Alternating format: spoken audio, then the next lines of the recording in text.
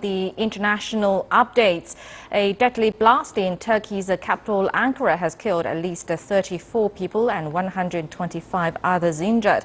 The violence took place in Kizilay district in the heart of the city at 6:35 p.m. local time on Sunday. Our correspondent Natalie Carney reports from Istanbul.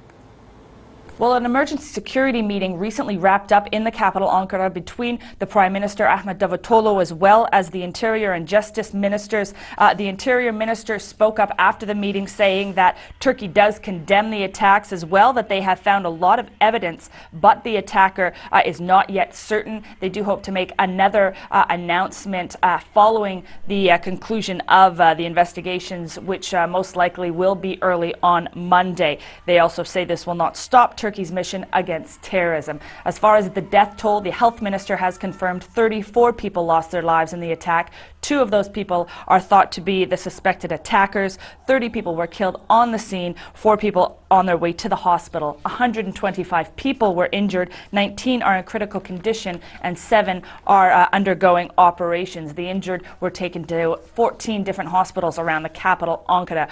What we know of the actual explosion itself is that it happened at 6:45 p.m. in the Kizilay area of Ankara, Güven Park, which is a very popular transit hub in the city between 2 of the main metro stops in the city. There are about 10 bus stops in and around that area, so lots of people mulling around in that area on the Sunday night. The explosion was said to have hit a bus carrying upwards of 20 people. As far as who could be behind the attack, well, local media is saying that this explosion is very similar to an explosion that took place only some weeks ago, February the 17th, and only a few blocks away. In that attack, 29 people were killed and 81 people injured. Kurdish militants were said to have been behind that attack, targeting a military shuttle. And then, of course, the capital witnessed a horrific twin suicide bomb attack on October the 10th of 2015 when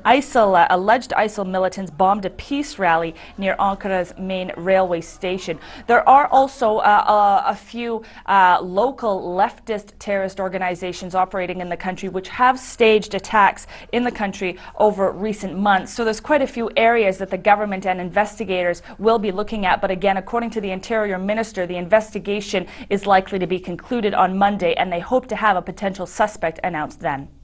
Natalie Carney for CCTV in Istanbul, Turkey.